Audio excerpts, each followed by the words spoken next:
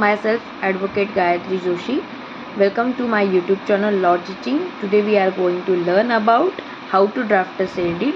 Please, if you like the video, please share it, like and subscribe my channel. Thank you. So here are some steps for the drafting of sale deed. ठीक है, first step क्या है? Identify the parties. Parties को क्या करना है? Identify करना है. ठीक है, मतलब दो पार्टीज रहेंगे सेल डीड में. एक तो रहेगा सेलर जिसको वेंडर बोलते हैं, ठीक है, जो सेल कर रहा है प्रॉपर्टी. दूसरा रहेगा बायर.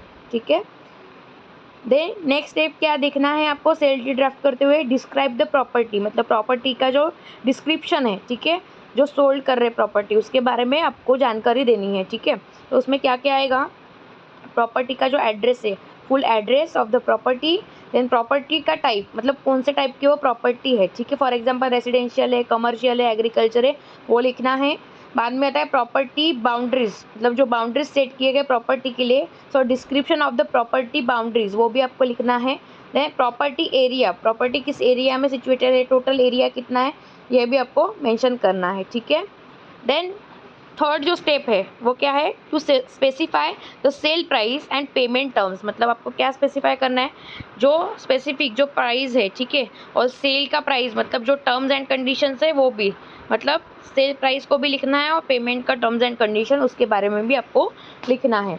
देन अभी सेल प्राइस क्या होता है? The total amount paid for the property, मतलब जो प्रॉपर्टी ले रहे हैं उसके बारे में जो पेड किया है अमाउंट, जो पूरा कंसिडरेशन दिया है वो प्रॉपर्टी का, वो लिखना पड़ता है. देन पेमेंट टर्म्स, पेमेंट के कुछ टर्म्स एंड कंडीशंस है, किस तरीके से पेमेंट किया है, ठीक है, इंक्लूडिंग डिपॉजिट किया है, इंस्टॉलमेंट्स दिए हैं या फिर अदर कुछ कंडीशंस है, टर्म्स एंड कंडीशन वो लिखने पड़ते हैं. ठीक है, then fourth stages to outline the condition of sale, मतलब कंडीशन ऑफ सेल, मतलब जिस टाइम पे प्रॉपर्टी सेल करे प्रॉपर्टी की क्या कंडीशन सिचुएशन है वो लिखना है.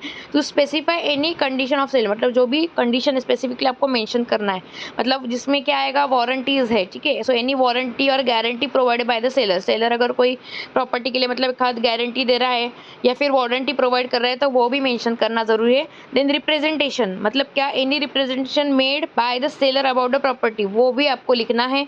देन कॉन्वेनेंट्स, मतलब क्या है कि एक जो अगर प्रॉमिस कर रहा है कि ये मैं करके दूंगा, या फिर जो भी चीज़ प्रॉमिस कर रहा है सेलर उसके बारे में भी लिखना है. ठीक है, देन नेक्स्ट स्टेप क्या है? To include any additional terms and condition, मतलब अगर कोई एडिशनल टर्म्स एंड कंडीशन है उसके बारे में भी आपको ऐड करना है. ठीक है, then add any additional terms and condition होने के बाद आपको जो एक है वो क्या ऐड करना है? Dispute resolution clause. ठीक है, मतलब the clause outlining the process of resolving dispute, मतलब अगर ये प्रॉपर्टी के बारे में अगर कोई डिस्प्यूट हो जाता है तो वो कहाँ पे सॉल्व किया जाएगा.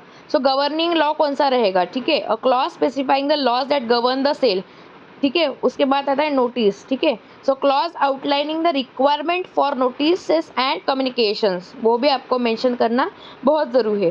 देन नेक्स्ट स्टेप इज जो है एग्जीक्यूट एंड, मतलब एग्जीक्यूशन का जो स्टेप है, किस तरीके से अभी वो सेल डीड एग्जीक्यूट किया गया है.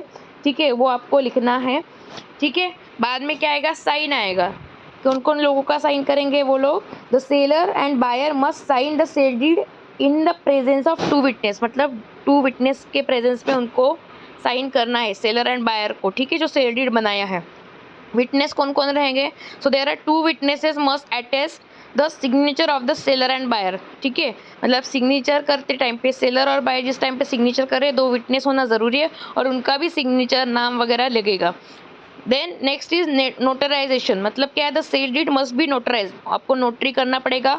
ठीक है, notarize by a notary public, जो नोटरी करते हैं पब्लिकली, ठीक है, उनके थ्रू आपको ये सेल डीड जो है नोटरी करके लेना पड़ेगा. ठीक है, देन अभी देखते हैं कि सैम्पल, ठीक है, जो भी अभी आपने पढ़ा तो सैम्पल वाइज देखेंगे. ठीक है, सो फर्स्ट आपको लिखना पड़ता है this sale deed is made, फिर आपको मेंशन करना ज़रूरी है कि डेट कौन सा है. ठीक है, किस डेट पे आप ये कर रहे हो.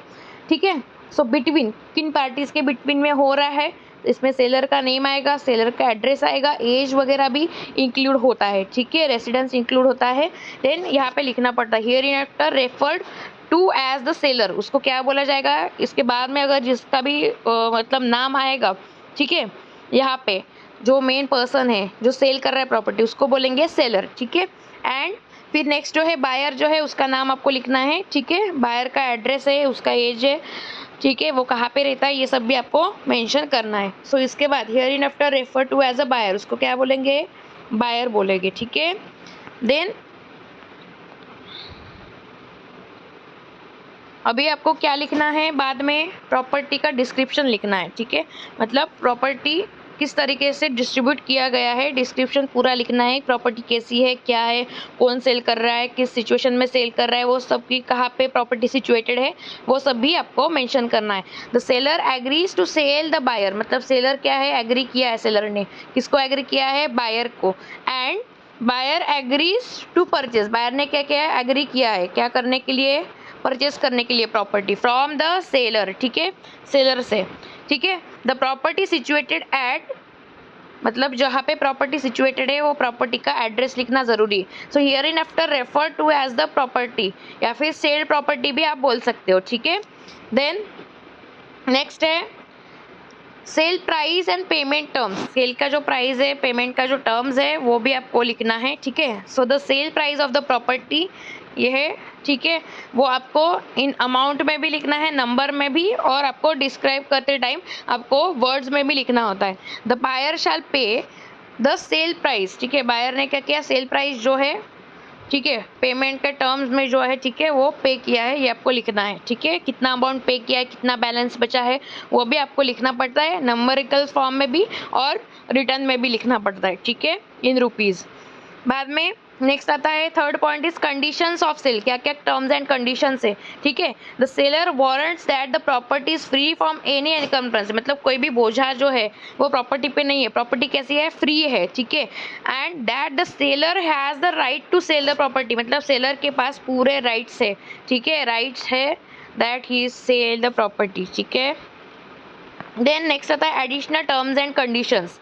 ठीक है, अभी जो सेलर है वो अपने तरफ से भी कुछ additional terms and condition add कर सकता है। ठीक है, so any dispute arising out of this sale, मतलब ये प्रॉपर्टी सेल करने के टाइम पे अगर कोई डिस्प्यूट अराइज होता है, shall be resolved through arbitration in accordance with the governing law, मतलब अर्बिट्रेशन के थ्रू है, तो वो लॉ कौन सा गवर्न करेगा वो भी आपको लिखना ज़रूरी है। ठीक है, बाद में आता है एग्जीक्यूशन, मतलब अभी जो सेल डीड बना है वो एग्जीक्यूट कैसे किया जाएगा। ठीक है, so this sale deed is executed by the seller, कौन से मतलब एग्जीक्यूट कर रहा है, जो सेलर है। ठीक है, वो एग्जीक्यूट कर रहा है, एंड द बायर, बायर जो है, ठीक है, वो दोनों मिलके। अभी आपको यहाँ पे डेट मेंशन करना जरूरी है, किस डेट पे ये एग्जीक्यूट हो रहा है। ठीक है, देन बाद में आता है सिग्नेचर। ठीक है, सिग्नेचर में जो फर्स्ट सिग्नेचर जो है वो किसका आएगा, जो सेलर है, वेंडर है, उसका सिग्नेचर आएगा।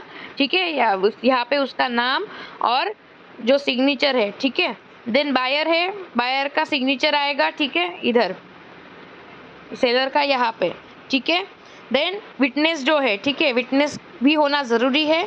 सो वी नीड 2 विटनेसेस। ठीक है, सो विटनेस का भी मेंशन करना ज़रूरी है। Witnesses we the undersigned being 2 witnesses do hereby attest and declare, मतलब दोनों विटनेस होना बहुत ज़रूरी है, दोनों के सामने ये लोगों का साइन करना ज़रूरी है। Attest and declare that we witness the signing of the sale deed, मतलब इन्होंने हमारे रहते हुए हमारे सामने ही ये सेल डीड जो है वो साइन किया है। ठीक है, by the seller and the buyer, दोनों ने भी। ठीक है, देन यहाँ पे नेक्स्ट आता है विटनेस नंबर 1, जो उसका नाम आएगा, उसका सिग्नेचर। फिर विटनेस नंबर 2 है, उसका नाम, उसका सिग्नेचर आएगा। फिर बाद में जहाँ से नोटरी किया है, ठीक है, so this sale deed was notarized by me, मतलब जो नोटरी किया है उनका नाम, उनका जो पब्लिक मतलब नोटरी पब्लिक नेम जो है, और डेट जो है वो आएगा। Notary public signature and seal, उनका सील यहाँ पे सिग्नेचर आएगा। ठीक है, so this is about the drafting of the sale deed. ठीक है, यहाँ पे कुछ टर्म्स एंड कंडीशंस है या फिर टिप्स आप बोल सकते हो, वो आपको ध्यान में रखना है। फर्स्ट है use clear and concise language, मतलब सामने वाले को वो लैंग्वेज समझ में आए, उस लैंग्वेज में आपको ये सेल डीड बनाना है। Then ensure accuracy and completeness of fact, मतलब जो फैक्ट्स आप बोल रहे हो, ठीक है, वो आपको क्लियर करना ज़रूरी है। ठीक है, use proper formatting and headings, आपको प्रॉपरली फॉर्मेट और हेडिंग्स जो है वो प्रॉपरली यूज़ करना है। Then attach supporting documents as required, मतलब अगर प्रॉपर्टी है तो उससे रिलेटेड कुछ डॉक्यूमेंट्स है, वो रिक्वायरमेंट है वो डॉक्यूमेंट का, वो आपको जोड़ना है।